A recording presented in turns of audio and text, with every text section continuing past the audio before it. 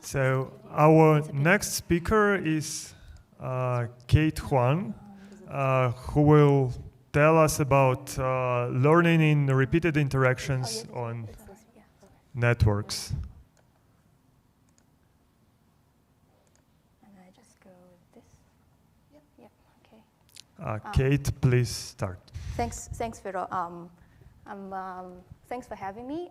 My name is Kate. I'm a third-year economics grad student at Caltech. This is a joint work with Philipp Strack at Yale and my advisor, Omer, Tamuz, who is also at Caltech. So broadly speaking, this is a social learning paper, but here we're going to allow the agent to have repeated interaction with each other, and we're going to put this agent on a network, and hence the title. So why repeated interaction? One observation, you might think that as humans, we interact with each other quite repeatedly. For example, if you're wondering about what would be the most healthy diet for you, and you look at your friends, say Joe and Francis. Joe is vegan, but Francis is doing this intermittent fasting thing. Then you decide, okay, I'm going to try vegan now. But after a few months, you guys all come together, and Joe and Francis also look at your choice, and then make a choice again. So your decision depends on your neighbor's decision, and later might affect their later decision as well. However, even though those assumptions are quite realistic, allowing those repeated interactions among agents can complicate social learning model. In particular, now the information is allowed to transmit it through multiple directions. In this paper, we're going to be looking at a rational framework. So rather than the whole, we are looking at Bayesian agents, where we give them a constant string of informations, and also we allow them to repeatedly interact with each other. The question we ask first is, in this framework, where agents who can repeatedly interact with each other and also observe others' past action on a network, is information aggregation efficient? In particular, we're going to measure information aggregation efficiency by what we call the speed of learning. So we're going to ask, what is the speed of learning in equilibrium? And how does it depend on the size of the network? Or does it depend at all, or the structure of the network? So let me dive into the model. So starting with this is a very standard setup. We have a fixed binary state of the world. The state can be good or bad with a uniform prior. So a priori, you think those states are equally likely. This is a finite set of agents. We denote n from 1 to n. Time is discrete and infinite. Here, we're going to be considering strongly connected networks, meaning that for any pair of agents, there is an observational path from I to j. Say I observe Fedor, and Fedor observe Jacob, and Jacob observe me, and vice versa for every single pair of agents. And we're going to let ni to denote the subset of the agents that I can actually observe. In every period, agent I going to receive the following information. He's going to receive a private signal. You can consider it as conditionally IID with the signal distribution that's mu theta. And on top of that, he's also going to observe the past action of all his neighbors. We denote as H sub I and sub T. So those are the actions that was made by his neighbors. Therefore, once you collect all the information for agent I at time t, will be this constant string of signals plus all the past actions. We denote as I sub t. Then based on those information, agent want to choose an action in every single period, and his objective is just to match the state. However, as you might notice, we have binary state. The agent doesn't really know about whether his previous action matches state, otherwise the game will be over in the second period. Instead, the agent cares about his expected discounted utility with delta strictly between 0 and 1. And this is a normal form where this is a normalizing factor. Okay. So remember, here we're giving those agents a constant string of signals. And those signals are informative about the unknown state. Therefore, the agent will eventually learn. Hence, we focus on how fast do they learn. We focus on the learning speed.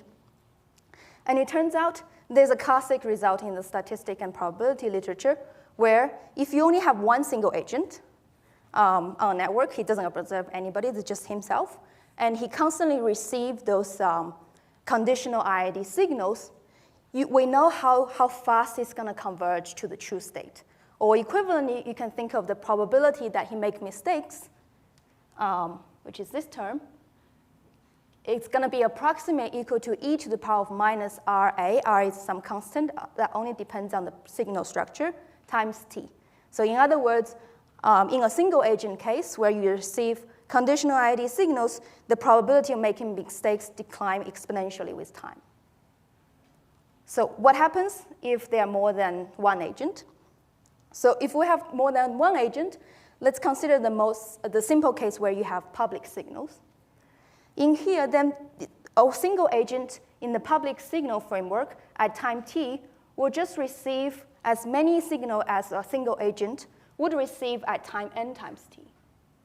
If you replace t by n times t, you get this formula. Here I add parentheses with past actions, and remember in here in our model, if you show the agent both the signal and past action, he only cares about the signal because they care about the action doesn't really affect his payoff. The signal contains all the information he needs.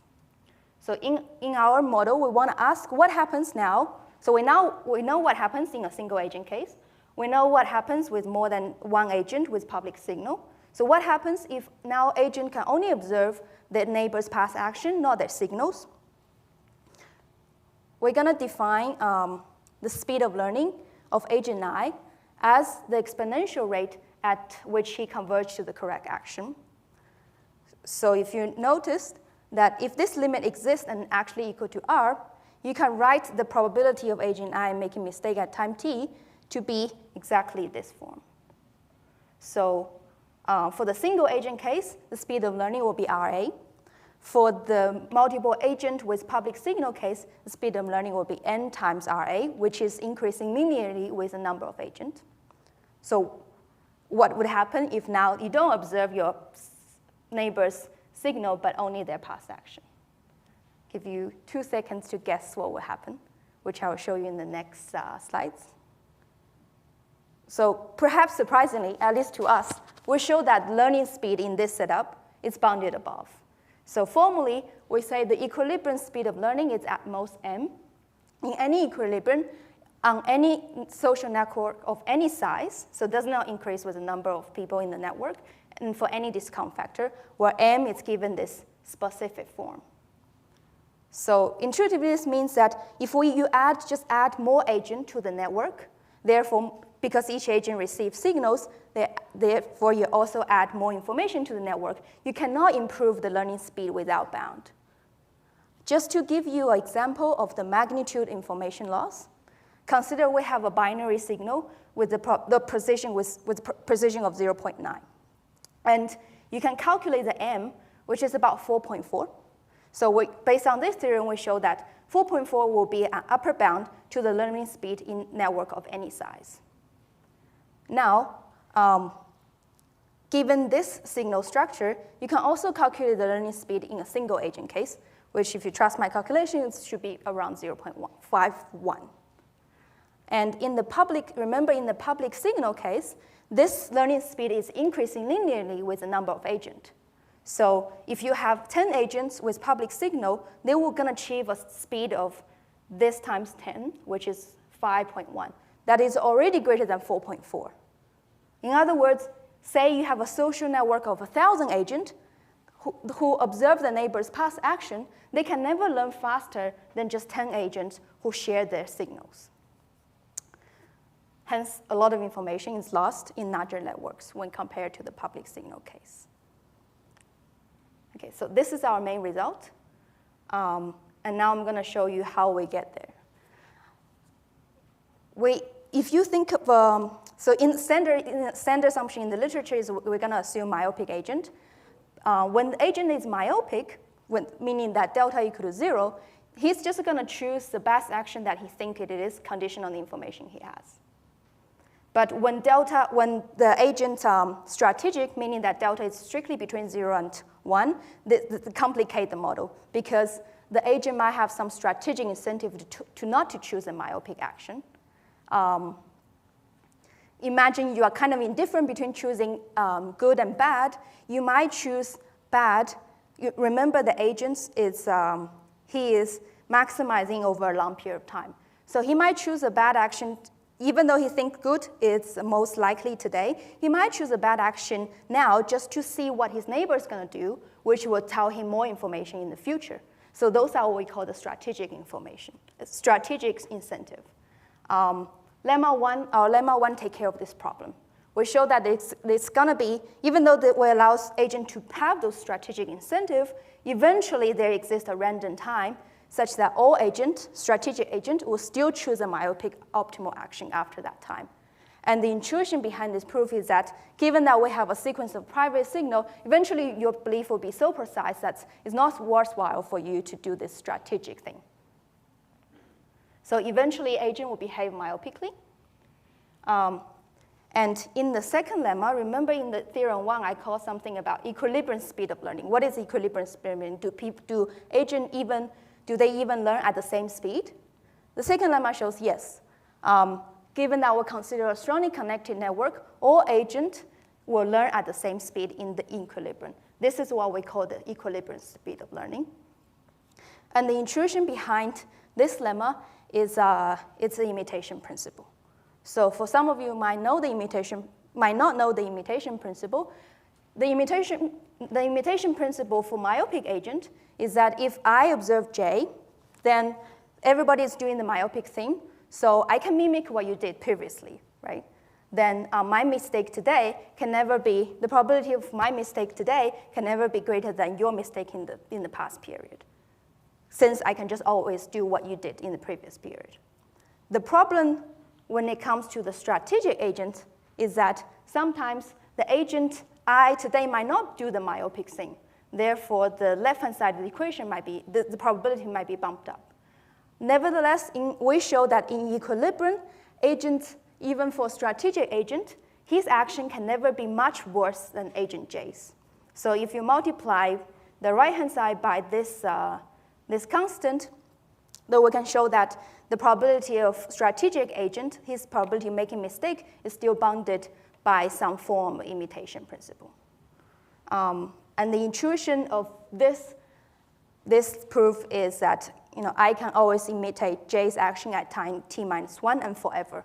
And this cannot be a profitable deviation if we're considering equilibrium.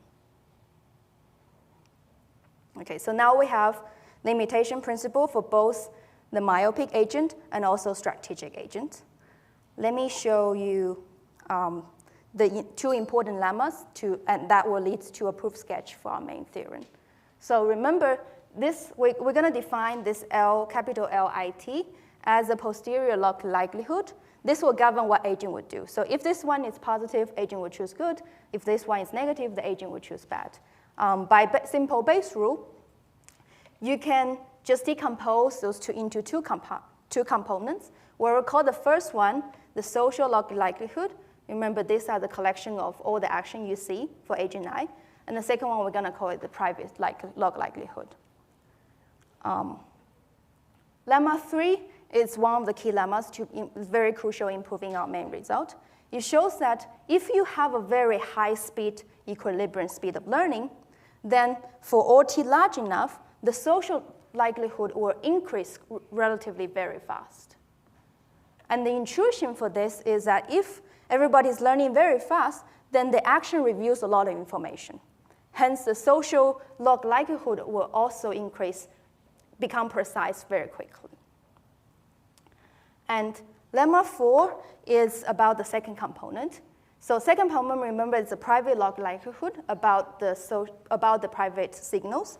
We show that for any agent at time t, the precision of his private log likelihood has to be bounded by m times t. This is follow some simple calculations, which is not too surprising because those are the signal structure. So it only depends on m. So now I'm ready to show you our proof leading to the main results. Remember our main result saying that equilibrium speed of learning is bounded about by some constant m. So let's suppose towards a contradiction that equilibrium agent action learner rate as strictly greater than m. If this happens, then lemma 3 says that social information has to become precise at a rate also strictly greater than m.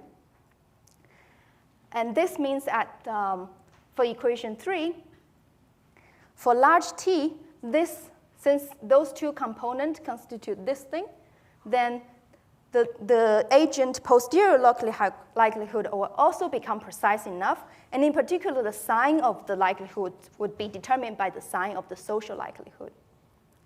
And remember, in lemma 1, we're saying once your posterior likelihood become precise enough, it's not going to be worthwhile for you to choose a strategic thing. So eventually, people will behave myopically, and we know exactly what they're going to do because you observe their action. So their action become perfectly predictable. Since their action no longer reveal any information about the signals, no more information will be aggregated. But if no more information is being aggregated, this will contradict to such a high growth rate of social information.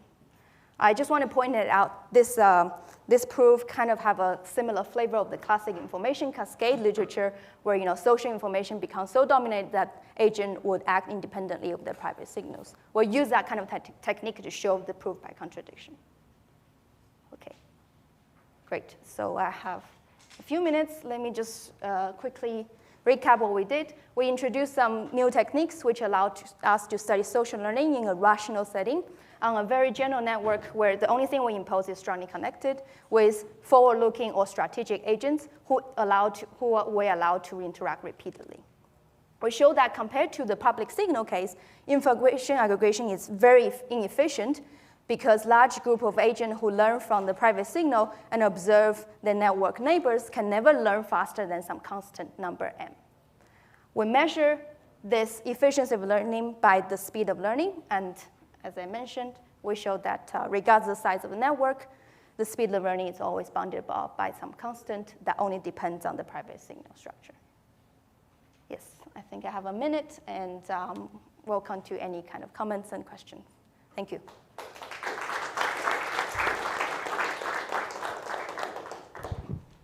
Thank you, Kate. We have time for several questions. Yes. Yes. Could you say more about the random sign capability in lemma 1 and its dependence on the parameters of the network? I want to go back to my. Okay, so can I see my slides? Yeah. Thank you. Lemma 1. How does it depend on? You're right. It does depend on delta. So the question is, how does this randomity depend on the discount factor? And if I remember correctly, we impose that once your posterior likelihood become precise enough, past some threshold, that threshold depends on delta, and that t therefore depends on delta. Okay. Yep. Other questions? Yes. Do you know examples of graphs where the speed of learning is faster than in the complete graph, or maybe? So we don't. The complete graph is the best one. Let me repeat the question. Okay, So yeah. the question is whether there are graphs where the speed of learning is faster than for the complete graph. Right. So honestly, we don't know exactly the speed of learning. Therefore, we really don't know how the structure of the network can affect the speed of learning. And that's my, yeah. Other questions? It seems like something like this still holds even if you have like an infinite graph, as imagine you have an infinite tree with like deep branches and it keeps going down. That might not hold. It might not hold. Yeah. So you need It has to be strongly connected. Right, it definitely breaks strongly connected, but I guess on non-strongly connected network, you can still look at the worst rate of learning or something. So for non-strongly connected network, you can find a strongly connected component, then our result will hold. But if more generally, we don't know. Yeah. I have a short question. Yes. Do your conclusions depend on the assumption that actions are binary? For example, if our agents can signal their posteriors, so their actions are in 0, 1, would the learning be faster? Yes, so definitely. So because of the course of the actions, that really dilute the information by a lot. But the only thing we can generate to not just binary actions, but also you have to allow the state space to be bigger. So if in every single state there is an optimal action, I think our result would generalize to that. But yes, if you have very precise actions that reveal more, that might not hold. Yeah. Okay. Thanks.